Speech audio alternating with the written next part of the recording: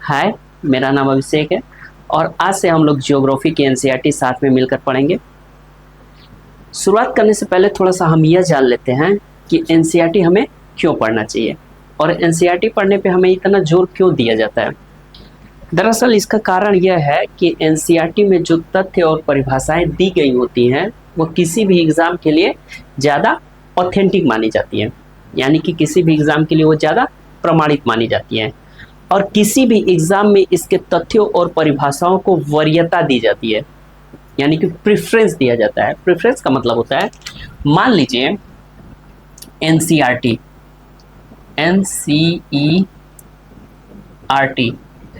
NCERT यह कहता है कि हम किसी पर्वत को पर्वत तभी मानेंगे जब उसमें निम्न शर्तें दी गई हो।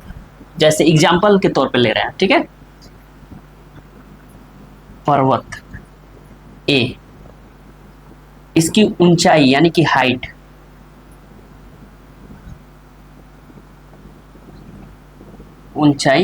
कम से कम 200 मीटर होना चाहिए, यानी कि 200 मीटर से यदि कम है तो हम उस पर्वत को पर्वत नहीं मानेंगे, ठीक। बी, इसका ब्रेथ यानी कि चौड़ाई 2 किलोमीटर से अधिक होना चाहिए। सी, स्लोप यानी कि ढाल तीव्र होना चाहिए। तीव्र मतलब होता है कि जिसका ढाल अधिक हो, खड़ा, ठीक है, ऐसे, न कि ऐसे, ठीक है। ये तीव्र नहीं है, ये तीव्र है, ठीक है। अब देखिए, यदि किसी पर्वत में ये तीनों गुण हैं, तीनों शर्तें हैं, तभी हम उस पर्वत को पर्वत मानेंगे, ये एनसीईआरटी कह रहा है। ऐसा कोई तथ्य नहीं है, हम केवल एग्जाम्पल के तौर पर ऐसा मान रहे हैं, ठीक है। समझाने के लिए मैं केवल ऐसा आपको बता रहा हूं। वहीं अदर बुक ये कहता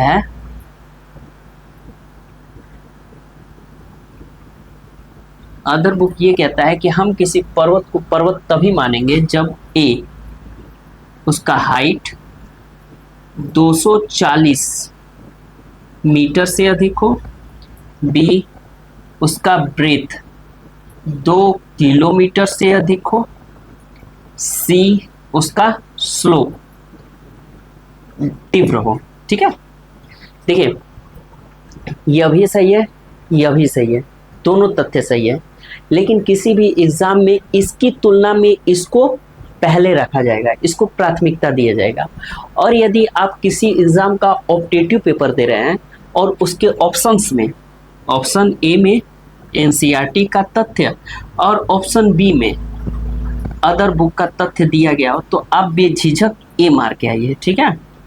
ये तो हो गया पहला कारण कि हमें एनसीईआरटी क्यों पढ़ना चाहिए। दूसरा कारण यह है कि एनसीईआरटी क्या करता है कि बहुत सारी चीज़ों के बारे में थोड़े में लाकर समेट देता है। इससे क्या होता है कि हमें थोड़ा सा पढ़कर बहुत सारी चीज़ों के बारे में थोड़ा थोड़ा ज्ञान हो जाता है। इंग्लिश में एक कहावत चलता है, जैक ऑफ ऑल ट्रेड्स। इसका मतलब होता है one who knows something of many thing, यानी कि एक ऐसा व्यक्ति जो बहुत सारी चीज़ों के बारे में थोड़ा थोड़ा जानता हो, ठीक है। ऐसे व्यक्तियों को हरफन मौला कहते हैं। एनसीईआरटी भी यही करता है, क्या करता है कि हमें बहुत सारी चीज़ों के बारे में थोड़ा थोड़ा जानकारी दे देता है। इससे क्या होता है कि जब हम उन चीज़ों के बारे में विस्तार से पढ़ते हैं तो हमें अच्छा लगता है, मज़ा आता है। क्यों?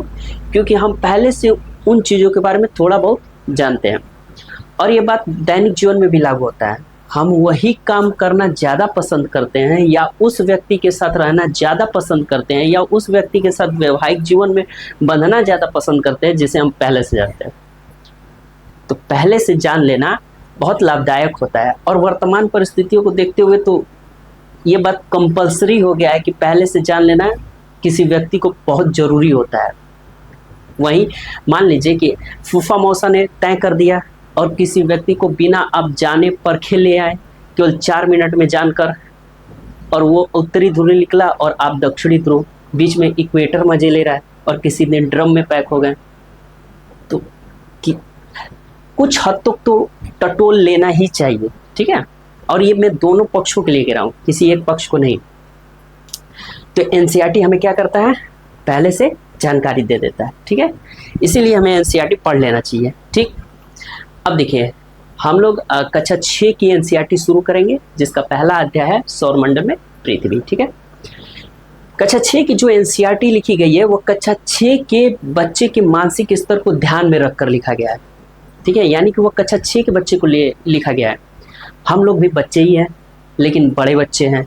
ठीक, जब हमें एनसीईआरटी पढ़ने की उम्र थी तो हम डोरेमोन देख रहे थे, और जब निकाह पढ़ने का उम्र हुआ है तो हम एनसीईआरटी पढ़ रहे हैं। ठीक है, कोई बात नहीं, अपना दौर भी आएगा। और कोई कुछ नहीं बनता है तो पति तो बनता ही है। ठीक है, तो हम भी बन जाएंगे, उसमें क्या है। अब देखिए एनसीईआरटी जो कक्षा 6 की एनसीईआरटी जब हम पढ़ेंगे तो उसमें कुछ चीज़ें ऐड कर पढ़ेंगे, ताकि हमें चीज़ें ज़्यादा समझ में आए और हमारे मन में जो उठने वाली जिज्ञासाएं हो वो शांत रहे। ठीक है, और शुरुआत करते हैं। एक चीज़ और, आपको लिखना कुछ भी नहीं है, कुछ भी नहीं, केवल आप पॉपकॉर्न और कोक का इंतजाम कीजिए और तकिया लगाइए, खाइए, पीजिए, देखिए बस। ठीक है, देखना है केवल और सुनना है। ठीक, लिखना कुछ भी नहीं है, आपको पीडीएफ के रूप में प्रोवाइड सारा चीज हो जाएगा। ठीक है, शुरू करते हैं।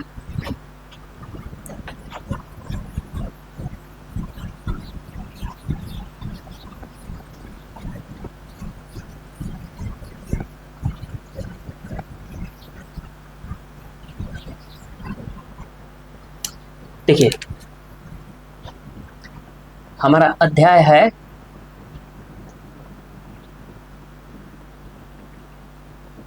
सौरमंडल में पृथ्वी।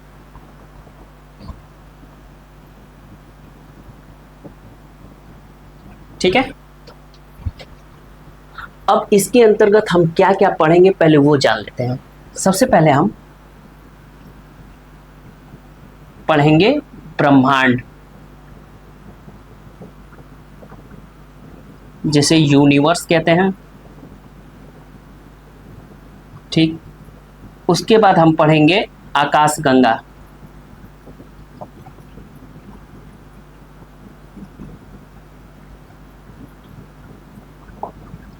जिसे गैलेक्सी कहा जाता है।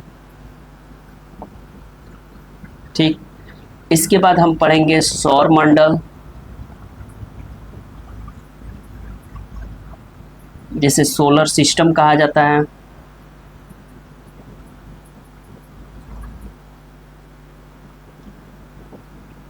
इसके बाद हम पढ़ेंगे अंतरिक्ष, जिसे स्पेस कहा जाता है। ठीक है, इसके बाद हम पढ़ेंगे खगोलीय पिंड,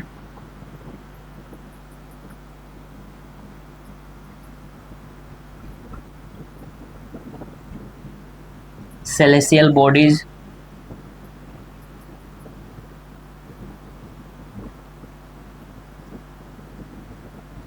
ठीक, इसके बाद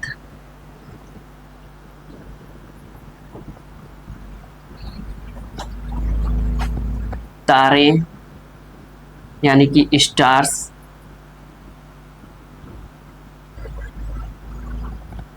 ग्रह, प्लेनेट,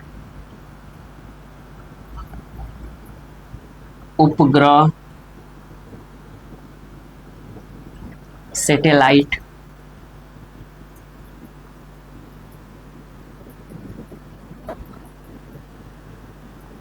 क्षुद्र ग्रह,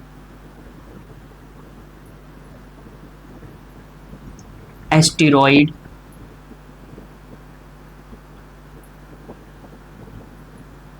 उल्कापिंड।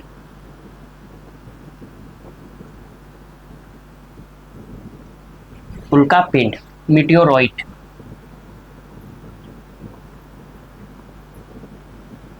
ठीक है, इतनी सारी चीजें हम इस अध्याय के अंतर्गत पढ़ेंगे। ठीक, अब एक एक चीज उठाते हैं और उसका पोस्टमार्टम करते हैं। ठीक है, आप लोग पॉपकॉर्न लेके तैयार हो जाइए।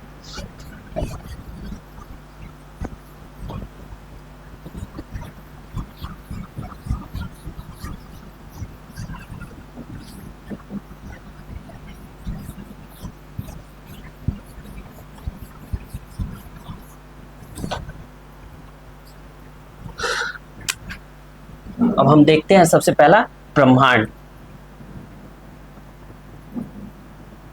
यानी कि यूनिवर्स।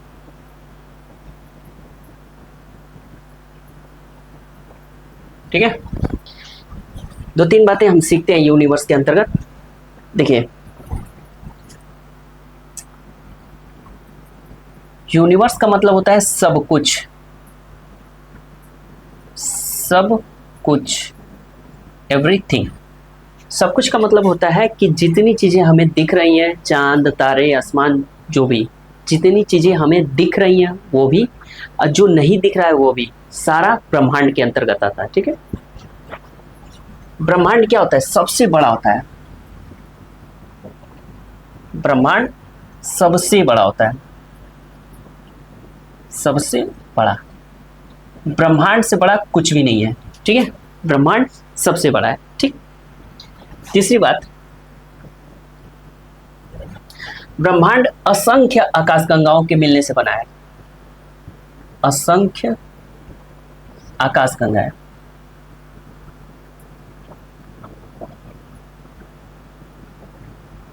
असंख्य आकाशगंगाओं के मिलने से ब्रह्मांड बना है। देखिए, ये सारी चीजें आपको लिखी हुई मिलेंगी। ठीक है, सारा डिफिनीशन लिखा हुआ आपको मिलेगा, जितना मैं बोल रहा हूँ वो भी। ठीक, तो लिखने का कुछ भी प्रयास नहीं करना है। ठीक है, देखिए, ब्रह्मांड क्या है? असंख्य आकाशगंगाओं के मिलने से बना है, यानी कि काउंटलेस गैलेक्सीज।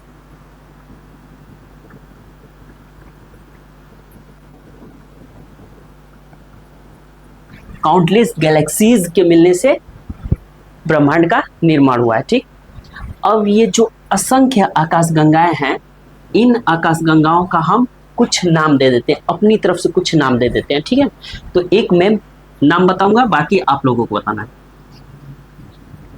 ठीक है, एक नाम मैं बता देता हूं, मिल्की वे।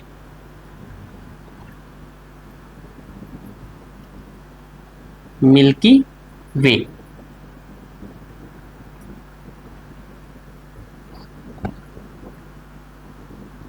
मिल्की वे। बाकी आप लोग बताइए, अब अपनी अपनी वाली का नाम मत बताने लगना लोग। ठीक है, हाँ ये ठीक है, डेयरी मिल्क, डेयरी मिल्क, अब तो मैं खुद बता लूंगा। तीसरा मंच, मंच, डॉट डॉट कर देते हैं, असंख्य। ठीक है,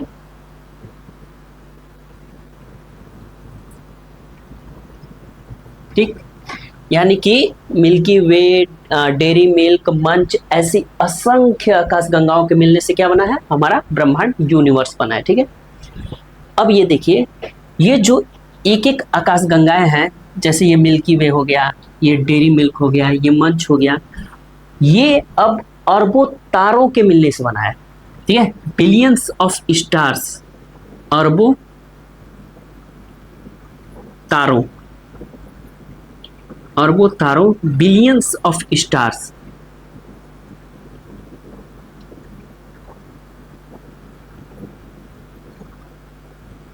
स्टार्स के मिलने से एक आकाशगंगा का निर्माण हुआ। ये भी क्या है? अरबों तारों, और ये भी अरबों तारों के मिलने से, सब अरबों तारों के मिलने से बना है। ठीक है, यानी कि एक आकाशगंगा का निर्माण अरबों तारों के मिलने से बना है, और एक ब्रह्मांड का निर्माण असंख्य आकाशगंगाओं के मिलने से बना है। यानी कि हमारे ब्रह्मांड में जितनी आकाशगंगाएं हैं, सबको मिलाकर ब्रह्मांड का निर्माण हुआ, और कितनी आकाशगंगाएं हमें नहीं पता। ठीक है, अब ये एक चीज और देखिए, ये जो अरबों तारे हैं, इनके हम कुछ नाम दे देते हैं। ठीक है, जैसे एक नाम मैं दे देता हूं, बाकी आप लोग बताना। एक नाम हो गया सूर्य। ठीक है, सूर्य, बाकी आप बताइए, कुछ भी बना दो भाई। जैसे मान लो दूसरा हो गया मूर्य। ठीक है, तीसरा हो गया हुर्रे। ठीक, डॉट डॉट डॉट, अरबों, अरबों तारों के मिलने से बना है। ठीक है, अब ये जो एक एक तारे हैं, ठीक है, एक एक तारे हैं, ये अकेले नहीं रहते हैं, इनके साथ पूरा का पूरा एक सिस्टम काम करता है, एक लॉबी काम करता है, एक पूरा संगठन काम करता है, ठीक है, जिन्हें हम सौर मंडल यानी कि सोलर सिस्टम के नाम से जानते हैं। मतलब जैसे मान लीजिए ये जो तारा है, सूर्य है, ये बीच में है और इसके चारों तरफ ग्रह, उपग्रह, उल्का पिंड जैसे खगोलीय पिंड इसके चारों तरफ क्या करते हैं, चक्कर लगाते हैं। उपग्रह ग्रह का चक्कर लगाता है और दोनों मिल के सूर्य का चक्कर लगाते हैं। उल्का पिंड सूर्य का चक्कर लगाता है। तो ये पूरा का पूरा जो सिस्टम है ये सौर मंडल कहलाता है, सोलर सिस्टम कहलाता है। और हर तारे का अपना एक सिस्टम होता है, हर तारे का, अरबों तारों का अपना एक सिस्टम है। सूर्य का जो ये सिस्टम है इसे हम सौर मंडल कहते हैं, ठीक है। और जो मूर्य का है इसको मौर मंडल कहेंगे, मौर मंडल। और हुर्र का है जो ऐसे ही हौर मंडल होगा, ठीक। यानी कि हर एक तारा का अपना एक क्या है, सिस्टम है, ठीक है। ऐसा कोई तारा नहीं है, ऐसा कोई तारा नहीं है, और ऐसा कोई गैलेक्सी नहीं है, ऐसा कोई गैलेक्सी नहीं है, ठीक है। केवल मैंने समझाने के लिए आपको बताया, ठीक है। अब एक चीज आप कह सकते हैं कि अरबों तारे और साथ में उनके सौर मंडल, अरबों तारे, अरबों तारों में कौन, ये तारा, ये तारा, ये तारा, अरबों तारे, और साथ में उनका सौर मंडल, साथ में उनका सौर मंडल, ये मिलकर क्या करते हैं, एक गैलेक्सी का निर्माण करते हैं। और ऐसी असंख्य गैलेक्सियां मिलकर क्या करती हैं, ब्रह्मांड का निर्माण करती हैं, ठीक है। अब एक बात और समझिए आप, असंख्य आकाशगंगाओं में एक वो आकाशगंगा है जिसके अंतर्गत हम रहते हैं, हमारी पृथ्वी आती है, वो आकाशगंगा मिल्की वे है। यानी कि मिल्की वे आकाशगंगा के अंतर्गत हम रहते हैं, हमारी जो आकाशगंगा है वो है मिल्की वे, ठीक।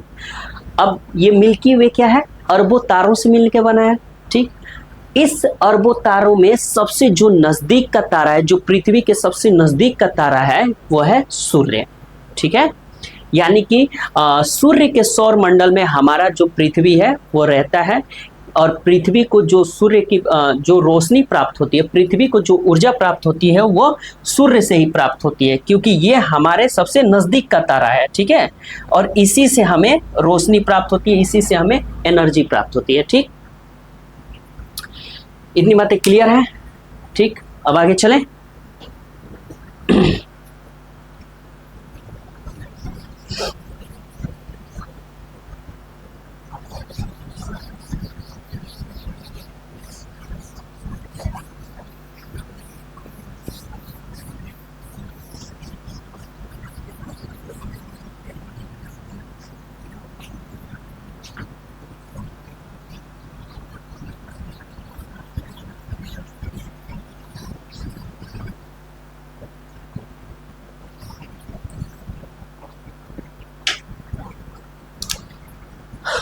अब देखिए दूसरा हम लोग पढ़ते हैं सौर मंडल।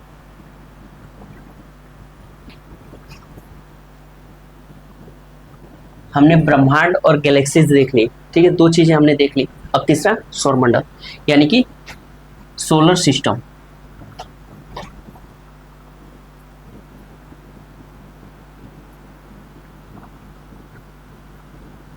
ठीक है। अब देखिए सूर्य तथा उसके चारों ओर घूमने वाले 8 ग्रह, 8 ग्रह में कौन कौन से ग्रह, बुध, शुक्र, पृथ्वी, मंगल, बृहस्पति, शनि, यूरेनस, नेपच्यून, ये सारे 8 ग्रह, ठीक है। हम बाद में पढ़ेंगे, सारे पढ़ेंगे ग्रह के बारे में, हम ठीक से पढ़ेंगे, ठीक है ना। अभी केवल इतना आप समझिए कि सूर्य, 8 ग्रह, उपग्रह, उल्का पिंड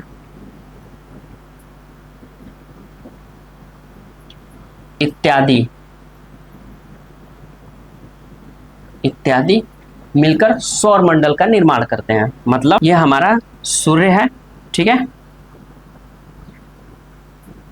ग्रह का चक्कर उपग्रह लगाते हैं, ठीक है। ये उपग्रह ग्रह का चक्कर लगाते हैं, ये दोनों मिल के सूर्य का चक्कर लगाते हैं, ठीक है। ये सन है, ये मान के चलिए ये अर्थ है, ठीक है, ये मून है, ठीक। और उल्का पिंड ये भी सूर्य का चक्कर लगाते हैं, ठीक। यानी कि जो सन है साथ में उसके साथ ग्रह, उपग्रह, उल्कापिंड, क्षुद्र ग्रह मिलकर सौर मंडल का निर्माण करते हैं, सोलर सिस्टम का निर्माण करते हैं, ठीक है। अब इसमें सूर्य क्या होता है? सूर्य सौर मंडल के केंद्र में होता है। सूर्य सौर मंडल के केंद्र में होता है, सेंटर में होता है। ऐसा होता नहीं है लेकिन हम मान के चलते हैं कि सेंटर में होता है, केंद्र में होता है, ठीक है, केंद्र में होता है। अब देखिए सूर्य क्या है, इनके बीच में रहता है, ठीक है। तीसरी बात, सूर्य का खिंचाव बल, सूर्य का खिंचाव बल, खिंचाव बल, ठीक है, यानी कि ग्रेविटेशनल फोर्स,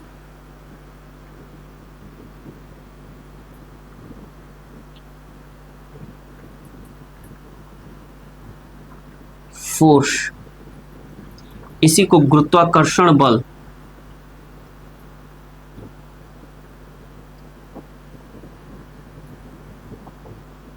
बल भी कहते हैं, ठीक है ना। सूर्य का खिंचाव बल यानी कि ग्रेविटेशनल फोर्स यानी कि गुरुत्वाकर्षण बल सौर मंडल को बांधे रखता है। मतलब सूर्य अपने गुरुत्वाकर्षण फोर्स के कारण इनको पकड़ के रखता है कि कहीं यह इधर ना भाग जाए, यह इधर ना भाग जाए, यह इधर ना भाग जाए। इसीलिए सूर्य क्या करता है, गुरुत्वाकर्षण बल यानी कि ग्रेविटेशनल फोर्स के कारण इन्हें क्या करता है, पकड़ के रखता है, ठीक है। यानी कि सन के पास ग्रेविटेशनल फोर्स वह लाठी है जिसके सहारे यह इनको पकड़ के रखता है, बांध के रखता है, ठीक। अब एक चीज और समझिए आप कि गुरुत्वाकर्षण बल किसे कहते हैं। गुरुत्वाकर्षण बल वह आकर्षण बल है जिसके कारण ब्रह्मांड की हर दो वस्तुएं एक दूसरे को अपनी तरफ खींचती हैं। मतलब कि ब्रह्मांड में बहुत सारी वस्तुएं हैं, ठीक है, लेकिन हर दो वस्तु एक दूसरे को अपनी तरफ खींचती है। जैसे मान लीजिए ये सन है, ठीक है, ये हो गया अर्थ, ठीक, ये हो गया मून, ठीक है। सन अर्थ को अपनी तरफ खींचता है, अर्थ सन को अपनी तरफ खींचता है, अर्थ मून को अपनी तरफ खींचता है, मून अर्थ को अपनी तरफ खींचता है। हम पृथ्वी को अपनी तरफ खींचते हैं, पृथ्वी हमें अपनी तरफ खींचता है, ठीक है। लेकिन इसमें एक शर्त है, शर्त यह है कि जिसका जितना अधिक द्रव्यमान होगा, यानी कि जिसका जितना अधिक भार होगा, ठीक है, मास होगा, वो उतना ही अधिक ग्रेविटेशनल फोर्स यानी कि गुरुत्वाकर्षण बल लगाएगा, ठीक है। यही कारण है कि जब पेड़ से सेब गिरता है तो वो नीचे जाता है, पृथ्वी उसको खींच लेती है। क्यों? क्योंकि पृथ्वी का जो मास है, द्रव्यमान है, वह सेब की तुलना में बहुत अधिक है, ठीक है। यही अगर मान लीजिए सेब का बहुत ज़्यादा मास होता, द्रव्यमान होता पृथ्वी से, तो वो पृथ्वी को ऊपर उठा देता, लेकिन ऐसा नहीं है, ठीक है। अब एक चीज़ और सोचिए आप थोड़ा सा, अगर मान लीजिए कि सूर्य जब अर्थ को अपनी तरफ खींचता है, ठीक है, और सूर्य का मास भी बहुत अधिक है, द्रव्यमान भी अर्थ से बहुत अधिक है, तो इस हिसाब से अर्थ को सन में चिपक जाना चाहिए, ठीक है, लेकिन ऐसा नहीं होता है। और यही यहाँ पे भी होना चाहिए, मून को अर्थ में चिपक जाना चाहिए, लेकिन ऐसा क्यों नहीं होता है? इसका कारण है, देखिए, इसका कारण यह है कि जब हमारा ब्रह्मांड बना था, जिसने भी बनाया हो, हमें नहीं पता कि किसने बनाया था, ठीक है, जिसने भी ब्रह्मांड बनाया था वो सबको समझाया था कि देखो रुकना किसी को नहीं है, ठीक है, सबको चलना है, ठीक है। उसने बताया कि अर्थ तुम इधर चलो, ऐसे चलो, ठीक है, मून तुम ऐसे चलो, ठीक, सन को भी बताया कि तुम ऐसे चलो, लेकिन सन को छोड़ दीजिए अभी, आप बस इतना समझिए कि अर्थ को बताया कि ऊपर चलो, मून को ऊपर चलो, यानी कि ये मून्स स्पीड है, मून्स स्पीड, ठीक है। अर्थ स्पीड, ठीक है, ये अर्थ स्पीड है, ये मून से स्पीड है, ठीक। अर्थ इधर जाना चाहता है, सन उसको अपनी तरफ खींच रहा है, यानी कि ये क्या है, ये ग्रेविटी के कारण ये जो स्पीड, जो ये ग्रेविटी के कारण ये जो स्पीड उत्पन्न हो रही है वो ये स्पीड है, और ये अर्थ की स्पीड है, ठीक है। अर्थ इधर जाना चाहता है, सन उसको अपनी तरफ खींच रहा है, अब ये बीच में ऐसे नचने लगता है, ठीक है, गोल गोल घूमने लगता है। इसके साथ भी वही कंडीशन होता है, ठीक है, ये ऐसे ऐसे घूमने लगता है, ठीक। यही कारण है कि जब हम पृथ्वी से सैटेलाइट छोड़ते हैं तो वो ऊपर जाकर पृथ्वी के चारों तरफ घूमने लगता है, ना कि चला जाता है, ठीक है, जाता नहीं है, ठीक। उसका भी उसके भी दो कारण हैं, थोड़ा सा हम समझ लेते हैं उसको भी। देखिए, पढ़ने का मजा तभी है जब आपको हर चीज के बारे में पता हो, ठीक है। पढ़ना है तो पढ़ना है बस, केवल नौकरी पाने के लिए नहीं पढ़ना है। देखिए, ये मान लीजिए हमारा अर्थ है, ठीक है, ये है इक्वेटर, इक्वेटर मतलब विषुवत रेखा, ठीक है, विषुवत रेखा। हम बाद में ये सब पढ़ेंगे कि कौन सा रेखा कहाँ स्थित है, विषुवत रेखा। जब हम कोई चीज लॉन्च करते हैं, कोई सैटेलाइट लॉन्च करते हैं, तो यहीं से इसके आसपास से लॉन्च करते हैं, उसके बहुत सारे फायदे होते हैं, हम बाद में बताएंगे क्या फायदा होता है, ठीक है। अब देखिए, जब यहाँ से हम सैटेलाइट लॉन्च करते हैं, जब ये ऊपर आता है तो फिर यह ऐसे जाने लगता है, ठीक है, ऐसे जाने लगता है। इसी रॉकेट के साथ क्या होता है कि हमारा सैटेलाइट जुड़ा होता है। कुछ दूर जाने के बाद रॉकेट अलग हो जाता है और सैटेलाइट अलग हो जाता है, ठीक है। रॉकेट आगे चला जाता है, ठीक, सैटेलाइट भी इसके साथ कुछ दूर तक आगे जाता है, ठीक है। अब देखिए, यहीं पे एक लॉ काम करता है, उसका नाम है जड़त्व का नियम, जड़त्व का नियम, लॉ ऑफ इनर्शिया, ठीक है। जड़त्व का नियम काम करता है। जड़त्व का नियम क्या होता है, मान लीजिए, जड़त्व के नियम के अनुसार यदि कोई वस्तु अपने वर्तमान स्थिति में होने वाले परिवर्तन का विरोध करती है तो वहां जड़त्व होता है, ठीक है। यानी कि जड़त्व के कारण कोई वस्तु अपने वर्तमान स्थिति में होने वाले परिवर्तन का विरोध करती है, और जहां पे विरोध होता है वहां पे जड़त्व होता है। अब सिंपल भाषा में समझिए, जैसे मान लीजिए कि मैं सो रहा हूँ, मेरी वर्तमान स्थिति क्या है, सो रहा हूँ, ठीक है। अब मुझे कोई आके जगाए, ठीक है, खूब जगाए और मैं ना जागूं, तो यहाँ पे क्या है, जड़त्व है। मेरी वर्तमान स्थिति क्या है कि मैं सो रहा हूँ और मुझे कोई जगाए, मैं नहीं जागूं, तो ये क्या है, जड़त्व है। मैं अपने जड़त्व में रहना चाहता हूँ, मैं सोना चाहता हूँ, ये मेरी क्या है, जड़त्व है। और मान लीजिए मैं जगा हुआ हूँ और मुझे कोई ज़बरदस्ती सुलाए कि सो जाओ, और मैं नहीं सो रहा हूँ, तब भी क्या है, मैं जड़त्व में हूँ, क्योंकि मेरी वर्तमान स्थिति क्या है, प्रेजेंट स्टेट क्या है कि मैं जगा हुआ हूँ और मैं जगा हुआ ही रहना चाहता हूँ। चाहे मुझे कोई बल लगाया जाए, कितना हो मारा पीटा जाए, मैं नहीं सो रहा हूँ। तो मैं अपने वर्तमान स्थिति में होने वाले परिवर्तन का विरोध कर रहा हूँ, तो यानी कि क्या है, मैं जड़त्व में हूँ। यहाँ पे जड़त्व का नियम काम कर रहा है, लॉ ऑफ इनर्शिया काम कर रहा है, ठीक है। अब थोड़ा एकेडमिक परिभाषा देखिए, एकेडमिक एग्जाम्पल देखिए। एकेडमिक मतलब जो किताबों में लिखा होता है। अब देखिए, मान लीजिए कि ये ट्रेन है, ट्रेन अभी लग नहीं रहा है, लगेगा।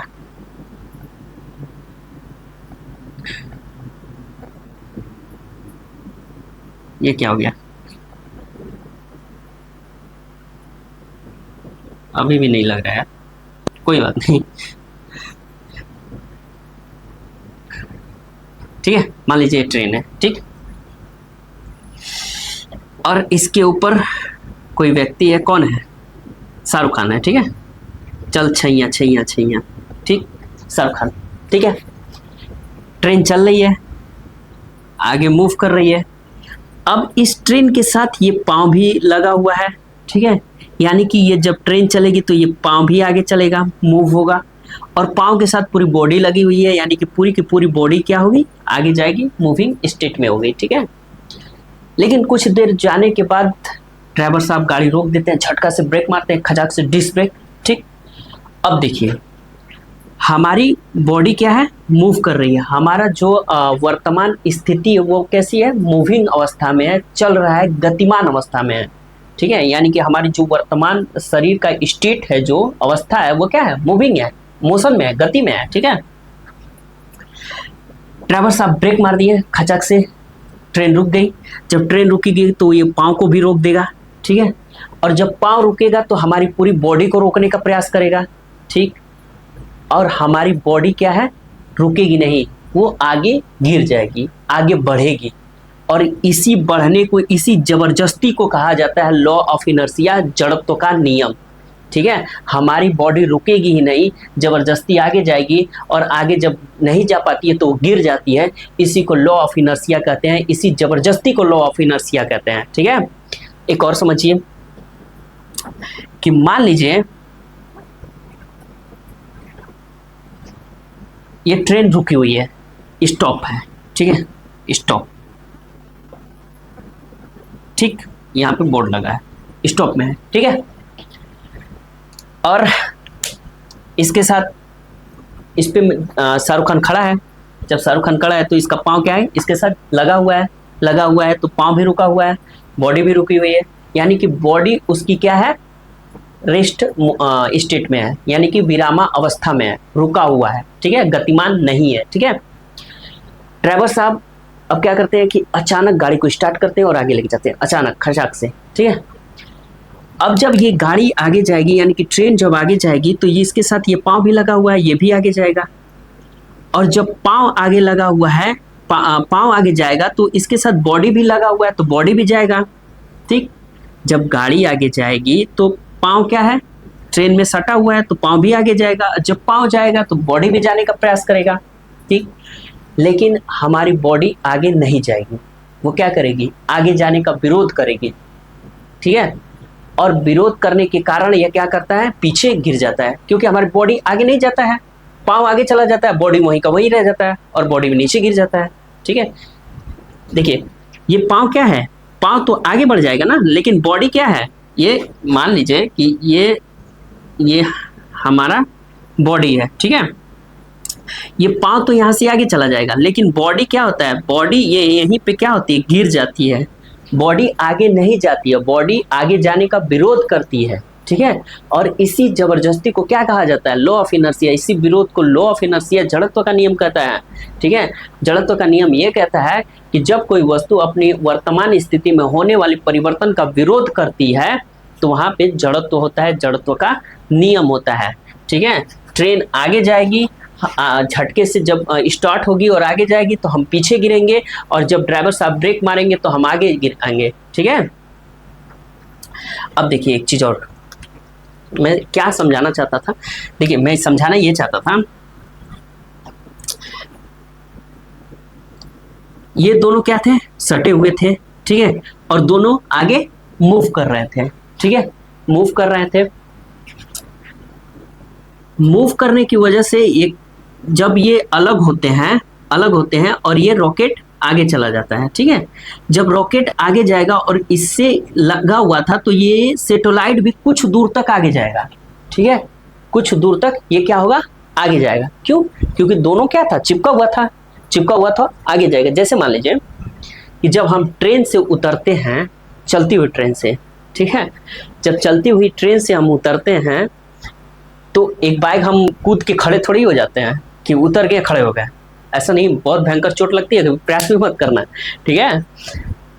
मैं किया हूँ, दिल्ली में तो नहीं हो पाता है क्योंकि वहाँ पे बहुत मेट्रो चलता है, तो मेट्रो में आप ऐसी हरकत नहीं कर सकते हैं। कोलकाता में क्या है ना कि मैं कोलकाता में भी बहुत ठीक ठाक रहा हूँ, तो कोलकाता में लोकल ट्रेन चलती है, ठीक है, तो वहाँ पे आप जनरली ऐसा करते हुए बहुत लोगों को देखेंगे, बूढ़े लोग ऐसा कर लेते हैं, ठीक है। जब ट्रेन से आप कूदेंगे तो कुछ दूर तक आप ट्रेन के साथ साथ चलेंगे, ठीक है, ताकि हम क्या करें, जड़त्व तो खत्म करें। ठीक है, जड़त्व तो खत्म करने के लिए हम क्या करते हैं, कुछ दूर तक आगे चलते हैं, नहीं तो अब बहुत भयानक गिरेंगे, समझ जाइए, जड़त्व तो खत्म करना होता है। ठीक, तो ये भी क्या करेगा, कुछ दूर तक आगे जाएगा, ये इधर जाने का प्रयास करेगा, ग्रेविटी इसको इधर खींचेगी, इसी चक्कर में ये बेचारा नचने लगता है। ठीक है, ये हो गया जड़त्व का नियम, लॉ ऑफ इनर्शिया।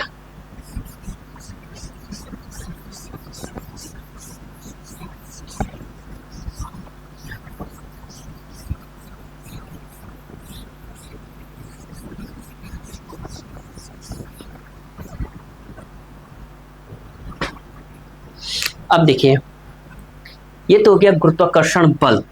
एक शब्द और होता है, थोड़ा सा उसको समझते हैं क्या होता है। एक होता है गुरुत्वीय त्वरण, गुरुत्वीय त्वरण, ठीक है, ग्रेविटी एक्सेलरेशन।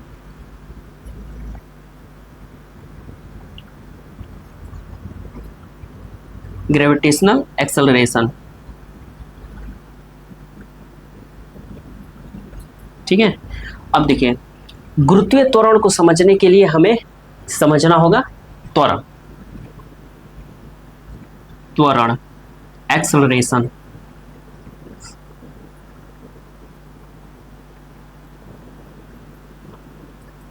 एक्सेलरेशन, और एक्सेलरेशन समझने के लिए हमें समझना होगा वेग।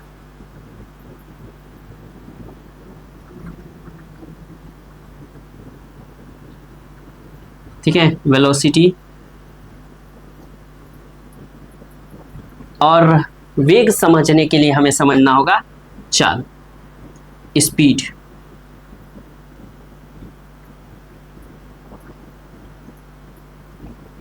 ठीक, शुरुआत हम लोग स्पीड से करते हैं। ठीक है, देखिए, स्पीड का मतलब होता है यानी कि S इक्वल एकांक समय में चली गई दूरी। ठीक है, डिस्टेंस अपॉन टाइम, मतलब आपने एक सेकंड में कितनी दूरी तय की वो आपकी चाल कहलाएगी, स्पीड कहलाएगी। मान लीजिए कि आपने यहाँ से यहाँ तक एक सेकंड में 10 मीटर आपने दूरी तय की, तो आपकी चाल है 10 मीटर पर सेकेंड। एकांक समय एक सेकंड में, एक सेकंड में एकांक समय, एक सेकंड में इकाई समय में। ठीक है, इकाई समय में, इकाई समय मतलब एक सेकेंड, एक घंटा, एक दिन, एक वर्ष। ठीक है, एक होना चाहिए। एकांक समय में आपके द्वारा जो डिस्टेंस तय की जाती है उसी को स्पीड कहते हैं, चाल कहते हैं। ठीक है, अब जो स्पीड का यूनिट होता है, यूनिट डिस्टेंस का होता है मीटर, और समय का होता है सेकेंड। ठीक है, यानी कि इसकी यूनिट होगी मीटर पर सेकेंड। अब देखिए, यूनिट का प्रयोग हम लोग क्यों करते हैं। देखिए, मान लीजिए कि आपको दो नंबर दे दिया गया डिजिट, 15 और 10। ठीक, और आपसे ये कह दिया गया कि इसमें से एक जो है वो गन्ने की लंबाई है और एक चीनी का भार है। आप कैसे पता करेंगे कि इसमें से कौन सा चीनी का भार है, कौन गन्ने की लंबाई है। अगर मान लीजिए यहीं पे ये लिख देता कि 15 kg और यहाँ पे 10 मीटर, अब आप आसानी से बता देते। क्यों? क्योंकि आप जानते हैं कि केजी का मतलब होता है कोई ऐसा चीज जिसको हम तौल सकते हैं, और मीटर का मतलब होता है कोई ऐसा चीज जिसे हम नाप सकते हैं। ठीक, तो आप आसानी से बता देंगे कि ये चीनी है, ये चीनी का भार है, और ये गन्ने की लंबाई है। ठीक है, इसीलिए लंबाई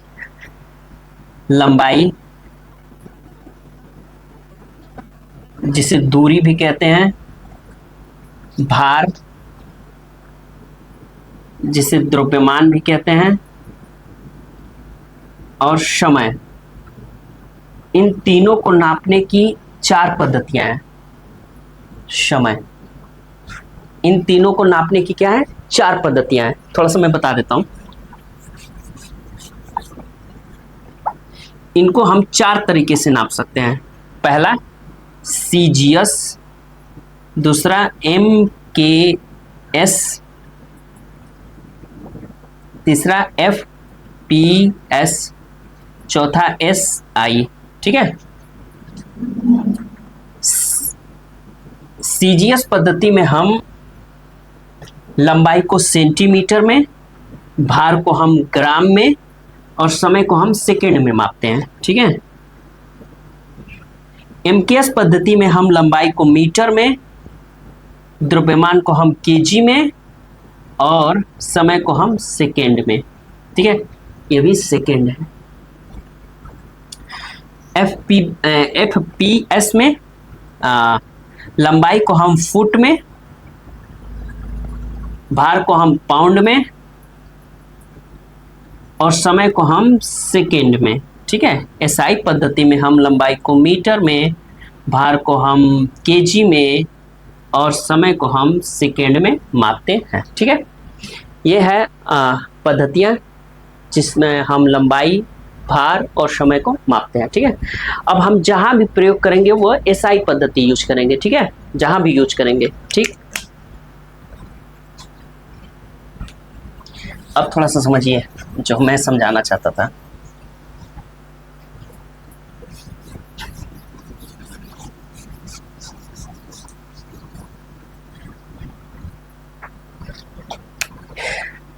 स्पीड इक्वल होता है डिस्टेंस अपॉन टाइम। इसका यूनिट क्या हो गया?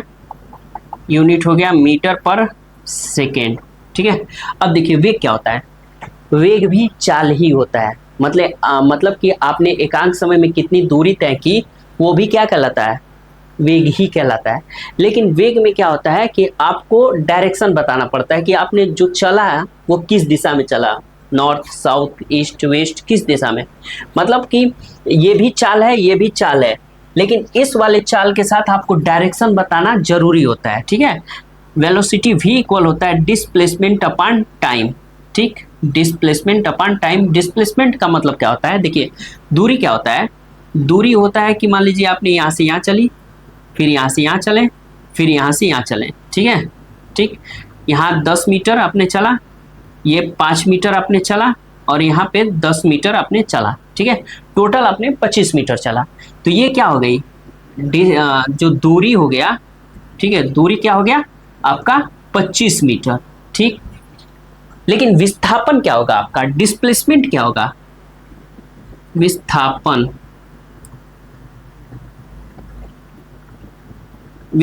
क्या होगा? विस्थापन आपका ये होगा, यानी कि दो बिंदुओं के सबसे छोटे रास्ते को क्या कहा जाता है? विस्थापन। यानी कि आपका विस्थापन केवल 5 मीटर होगा। ठीक, तो वेग क्या होता है? विस्थापन बटा में समय। ठीक है, डिस्प्लेसमेंट अपॉन टाइम। ठीक, इसके साथ हमें डायरेक्शन भी बताना होता है। ठीक, अब देखिए त्वरण क्या होता है, एक्सेलरेशन क्या होता है? एक्सेलरेशन का मतलब होता है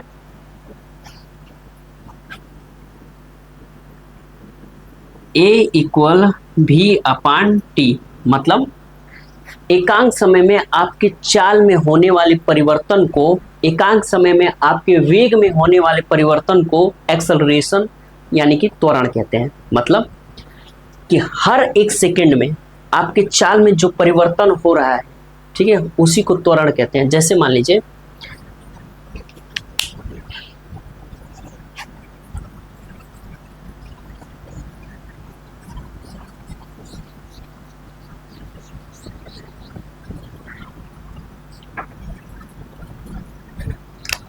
लीजिए कि ये कोई कार है, ठीक है, ये कार है। ये कार पहले सेकेंड 10 मीटर चली, दूसरे सेकेंड 10 मीटर चली, तीसरे सेकेंड 10 मीटर चली। ठीक है, तो इसका चाल क्या है? प्रति सेकेंड 10 मीटर इसकी चाल है। और लेकिन यहाँ पे त्वरण नहीं है, यहाँ पे एक्सेलरेशन नहीं है। क्यों? क्योंकि इसके चाल में परिवर्तन हो ही नहीं रहा है। चाल क्या है? कांस्टेंट है। ठीक है, चाल नियत है, एक ही चाल से चल रहा है। ठीक है, अब मान लीजिए कि पहले सेकेंड वो 10 मीटर, दूसरे सेकेंड वो 20 मीटर, तीसरे सेकेंड हुआ 5 मीटर, ठीक है 5 मीटर। यानी कि अब इसके चाल में क्या हो रहा है, परिवर्तन हो रहा है, चेंजेस हो रही हैं। और जब चाल में परिवर्तन होता है उसी को त्वरण कहते हैं। अब यहाँ पे क्या है, त्वरण है, ठीक है। यानी कि चाल में जो हमारे परिवर्तन हो रहा है उसी को त्वरण कहते हैं, ठीक। अब देखिए ये त्वरण हो गया। और यहाँ पे इसका यूनिट है डिस्टेंस का, डिस्प्लेसमेंट का भी मीटर ही होता है, ठीक है, और इसका सेकेंड, ठीक। अब देखिए वेग का क्या है, वेग का मीटर प्रति सेकेंड, तो वेग का मीटर पर सेकेंड और टाइम का कितना, सेकेंड, ठीक। अब गणित का नियम कहता है कि ये और ये आपस में मल्टीप्लाई हो जाएंगे। जैसे मान लीजिए ये लिखा होता है 2/3/5, ठीक। तो ये 3 और ये 5 आपस में मल्टीप्लाई होंगे, तो ये हो जाएगा 2/3 × 5 = 2/15, ठीक है। तो ये भी क्या हो जाएगा, ये हो जाएगा मीटर पर सेकेंड स्क्वायर, ठीक। ये त्वरण क्या, यानी कि एक्सेलरेशन का क्या है, यूनिट है, ठीक। अब देखिए गुरुत्वीय त्वरण कैसे कहते हैं। जब कोई वस्तु ऊपर से नीचे गिरती है, ठीक है, तो पृथ्वी के गुरुत्वाकर्षण बल के कारण, पृथ्वी के ग्रेविटेशनल फोर्स के कारण इस वस्तु के चाल में होने वाले परिवर्तन को ही क्या कहते हैं, गुरुत्वीय त्वरण कहते हैं। मतलब ग्रेविटेशनल फोर्स इसको खींचती है, ये क्या है, ये हल्का है पृथ्वी से, इसलिए क्या करता है, पृथ्वी इसको खींचता है। ये पृथ्वी से भारी होता है तो पृथ्वी को ये खींच लेता है, ठीक है। लेकिन ये क्या है, हल्का है, तो पृथ्वी इसको खींचती है। और पर सेकेंड, प्रति सेकेंड इसके चाल में जो परिवर्तन होता है उसी को क्या कहते हैं, गुरुत्वीय त्वरण कहते हैं। चाल में होने वाले परिवर्तन को क्या कहते हैं, त्वरण कहते हैं। जब ये चलेगा, जब ये गति करेगा और इसके चाल में परिवर्तन होगा तो उसे हम क्या कहेंगे, त्वरण कहेंगे। और ये त्वरण क्यों आता है, यह त्वरण पृथ्वी के गुरुत्वाकर्षण के कारण आता है, इसीलिए इसे गुरुत्वीय त्वरण कहते हैं। पृथ्वी के गुरुत्वाकर्षण के कारण किसी वस्तु के चाल में परिवर्तन होने को गुरुत्वीय त्वरण कहते हैं, ठीक है। समझ में आ गया। ये गुरुत्वीय त्वरण का जो मान होता है वह होता है 9.8 मीटर पर सेकेंड स्क्वायर। यानी कि प्रति सेकेंड, हर एक सेकेंड, जैसे मान लीजिए कि पहले सेकेंड जब कोई वस्तु ऊपर से नीचे गिरेगी तो पहले सेकेंड इसकी गति होगी, चाल होगी 9.8 मीटर पर सेकेंड। दूसरे सेकेंड इसकी चाल होगी 9.8 × 2 मीटर पर सेकेंड। तीसरे सेकेंड इसकी चाल होगी 9.8 × 3 मीटर पर सेकेंड, ठीक है। हर सेकेंड इसकी चाल बदलती रहेगी और इसी को क्या कहा जाता है, गुरुत्वीय त्वरण कहा जाता है, ठीक है। अब एक चीज थोड़ा सा और समझिए, इसको इरेज कर दें।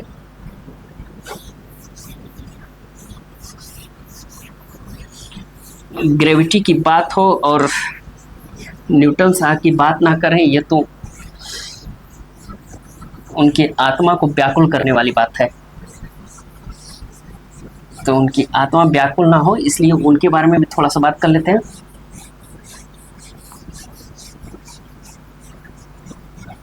अब देखिए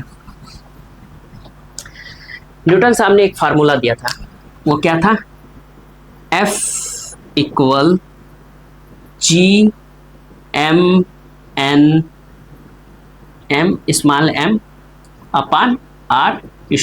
ठीक है। ये F क्या होता है, इसको कहते हैं गुरुत्वाकर्षण बल।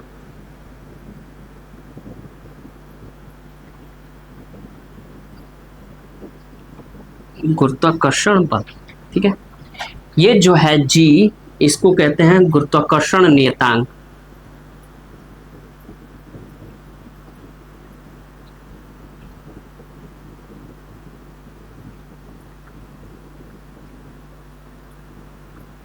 गुरुत्वाकर्षण नियतांक, ठीक है। ये जो कैपिटल M है, ये पहले पिंड का द्रव्यमान, पहले पिंड का द्रव्यमान, यह है दूसरे पिंड का द्रव्यमान,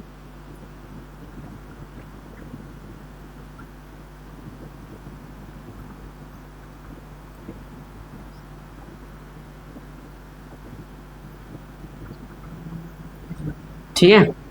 ये r जो है दोनों पिंडों के बीच की दूरी है,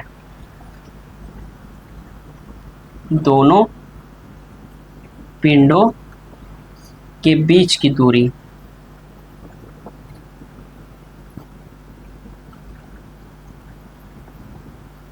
अब देखिए मैं बताना क्या चाहता था, ये देखिए न्यूटन साहब कहते हैं कि m का मान जितना अधिक होगा, मतलब पिंड का भार जितना अधिक होगा, फोर्स उतना ही अधिक लगेगा, ठीक है। और दोनों पिंडों के बीच की दूरी जितनी अधिक होगी, फोर्स उतना ही कम लगेगा, ठीक है। अब मैं जो बताना चाहता था वो देखिए,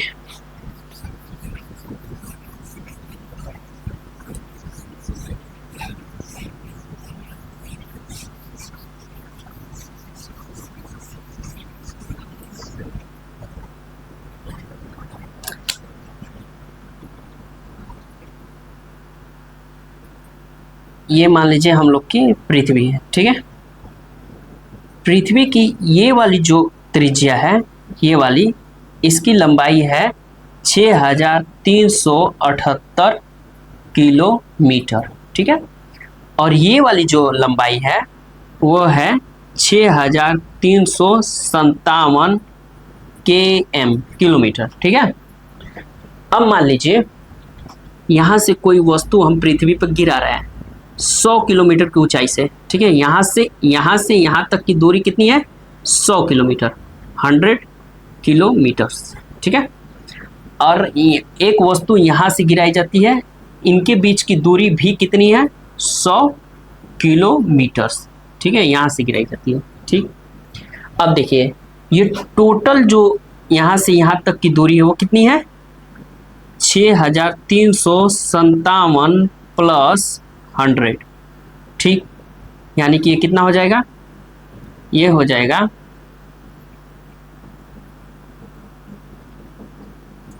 हो जाएगा आपका 7546, ठीक है, ये हो गया। और यहाँ से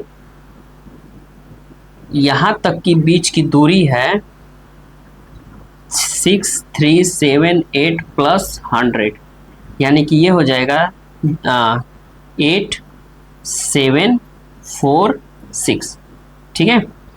यानी कि आप देख सकते हैं कि ये जो डिस्टेंस है इस डिस्टेंस की तुलना में कम है, मतलब ये जो दूरी है वो कम है इसकी तुलना में, ठीक है। और हमने क्या पढ़ा था? जिसकी दूरी जितनी कम होगी ग्रेविटेशनल फोर्स उतना ही अधिक लगेगा, और जिसकी दूरी जितना अधिक होगा ग्रेविटेशनल फोर्स उतना ही कम लगेगा, ठीक है। दूरी अधिक, ग्रेविटेशनल फोर्स कम, यानी कि यहाँ पे ग्रेविटेशनल फोर्स जो लगेगा विषुवत रेखीय क्षेत्र में जो गुरुत्वाकर्षण बल का मान होता है वो कम होता है। यहाँ पे जो होता है वो होता है 9.7 मीटर पर सेकेंड स्क्वायर, ठीक है। और यहाँ पे जो होता है वह है 9.8 मीटर पर सेकेंड स्क्वायर, ठीक है।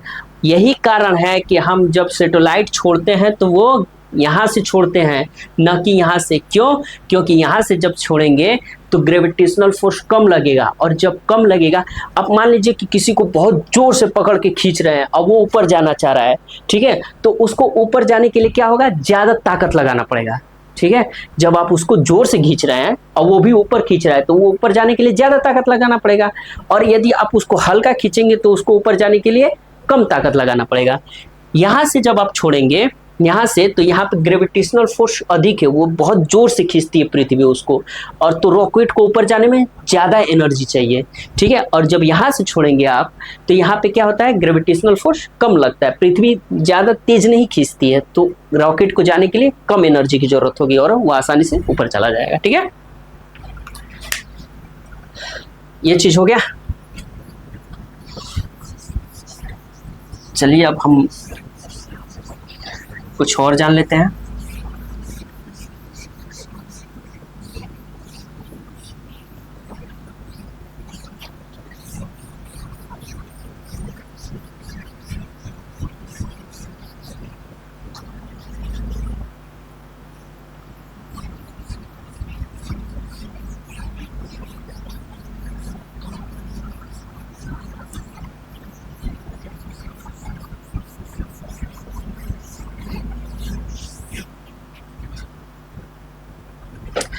अब हम देखते हैं स्पेस, अंतरिक्ष।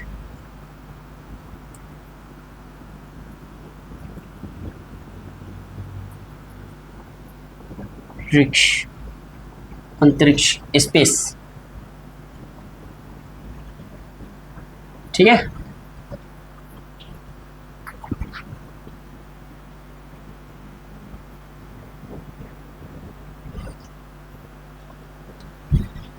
देखिए, पृथ्वी के वायुमंडल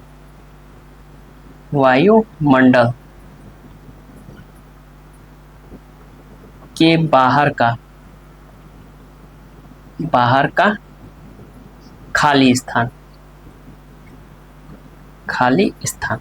क्या कहलाता है? स्थान, स्पेस कहलाता है, अंतरिक्ष कहलाता है। समझिए, मान लीजिए ये हमारी पृथ्वी है, ठीक है। पृथ्वी से ठीक 100 किलोमीटर तक, 100 किलोमीटर पर एक रेखा खींचा गया है, ठीक है। खींचा नहीं गया, माना जाता है कि एक रेखा है, ठीक है, माना जाता है। अब कोई पृथ्वी के ऊपर जाके लाइन नहीं खींचेगा, उसकी इतनी औकात नहीं हो गई है, ठीक है।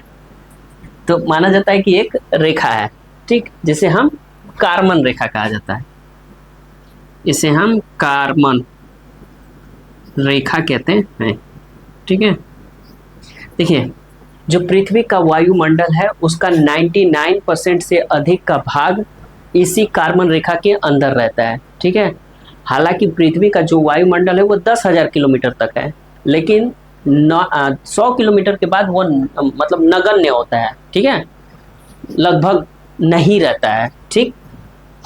99% से अधिक का भाग इसी में रहता है, ठीक है। अब इसके बाहर, कारमन रेखा के बाहर का जितना भी क्षेत्र है वो स्पेस कहा जाता है। वो पृथ्वी के लिए क्या है? स्पेस है, स्पेस है, ठीक है। इसके बाहर का सारा क्षेत्र स्पेस है। अब ब्रह्मांड क्या है? ब्रह्मांड ये भी है, ये भी है, ये भी है, ठीक है। यानी कि यूनिवर्स के अंतर्गत ये तीनों आएगा, ठीक, ये भी आएगा, ये भी आएगा, ये भी आएगा। लेकिन स्पेस में क्या है? स्पेस में केवल ये है, ये स्पेस में नहीं है, ये स्पेस में नहीं है, ठीक है। स्पेस का यह हिस्सा नहीं है, यह हिस्सा नहीं है, स्पेस का हिस्सा केवल ये है, खाली स्थान, ठीक है। जबकि ब्रह्मांड का हिस्सा ये भी है, ये भी है, ये भी है, ठीक।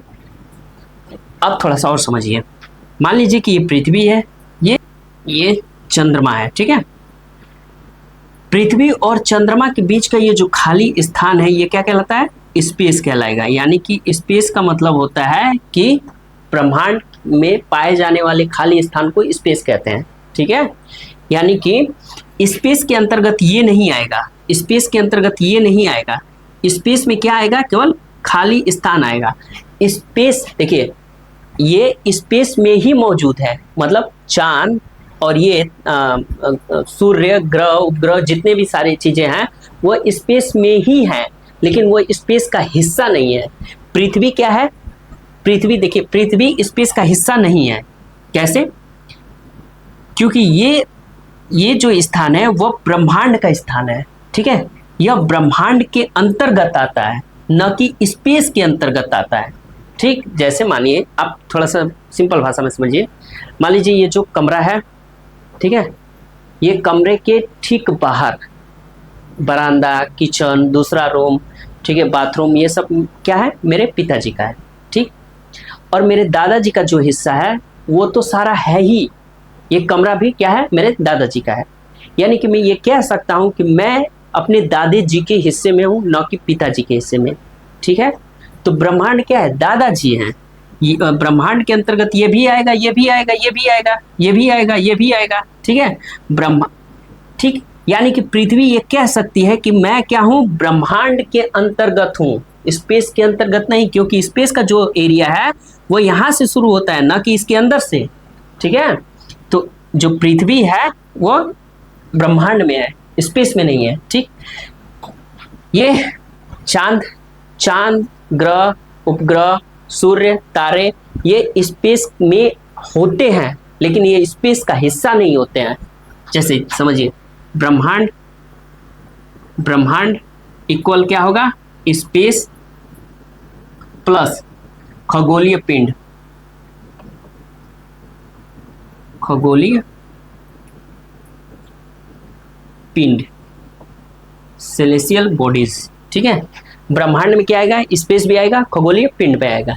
जबकि स्पेस के अंतर्गत क्या आएगा, अंतरिक्ष के अंतर्गत क्या आएगा, अंतरिक्ष के अंतर्गत क्या आएगा, खगोलीय पिंडों के बीच का खाली स्थान, खगोलीय पिंडों के बीच, पिंडों के बीच खाली स्थान, खाली स्थान। ठीक है, समझ में आ गया। अब हमने 2-3 चीजें पढ़ी, उसको मैं एक बार फिर से बता देता हूं। ठीक है, देखिए हमने सबसे पहले क्या पढ़ा, ब्रह्मांड पढ़ा, यूनिवर्स पढ़ा। ठीक है, यूनिवर्स क्या होता है, असंख्य आकाशगंगाओं के मिलने से क्या बनता है, यूनिवर्स बनता है। अब आकाशगंगाएं क्या होती है, अरबों तारे साथ में उनके सौर मंडल मिलकर क्या बनाते हैं, आकाशगंगा बनाते हैं। ठीक है, सौर मंडल क्या होता है, सूर्य तथा उसके चारों ओर घूमने वाले ग्रह, उपग्रह, क्षुद्र ग्रह, उल्का पिंड मिलकर सौरमंडल का निर्माण करते हैं। ठीक, अंतरिक्ष क्या होता है, पृथ्वी तथा उसके वायुमंडल, पृथ्वी के वायुमंडल के बाहर का खाली स्थान स्पेस कहलाता है। यानी कि ब्रह्मांड में जितने भी स्पेस पाया जाता है, खाली स्थान पाया जाता है, ग्रहों, खगोलीय पिंडों के बीच का जो खाली स्थान पाया जाता है वो क्या कहलाता है, स्पेस कहलाता है। ठीक है, जबकि ब्रह्मांड क्या होता है, सब कुछ होता है, खगोलीय पिंड साथ में स्पेस मिलाकर ब्रह्मांड बनते हैं। जबकि स्पेस क्या होता है, खगोलीय पिंडों के बीच का खाली स्थान होता है। ठीक है, अब जो बचा कुछ है बाद में पढ़ेंगे। ठीक है, अभी के लिए टाटा बाय बाय। ठीक है।